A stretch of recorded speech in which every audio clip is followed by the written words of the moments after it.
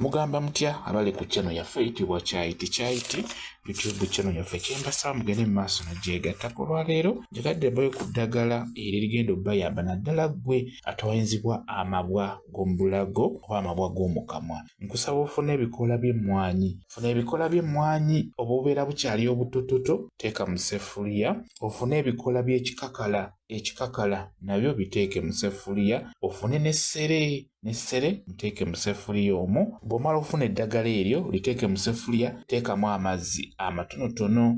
Bw'omala okuteekamu amazzi ago nkusaba oteekemuko ne ku munnyo. Omunnyo teekamu mutono, toteekamu mungi. Bw'omala okuteekamu omunnyo teeka ku kyoto lireke litokote. Bwe limala okutokotera ddala bulungi liggyeeko liteeke wansi liwoole lisigale mu kibugumirizi ekitono. Beera ng'oteeka mu kikopo, beera ng'oliteeka mu kamwa. Liteeke mu kamwa, lyoze mu kamwa obeere ng'olinnyeenyeza mu kamwa. Bw'omala osobola okulimira, limire lisobole okuyita mu bulago. Amabwa ago agali mu bulago gajja kuba gawona bulungi nnyo. Eddagala eryo ddungi nnyo lijjanjaba amabwa g'omubulago wamu n'amabwa g'omukamwa. Wenna atawanyizibwa amabwa ago beera ng'onywa ku ddagala eryo lijja kuyamba okujjanjaba amabwa g'omubulago.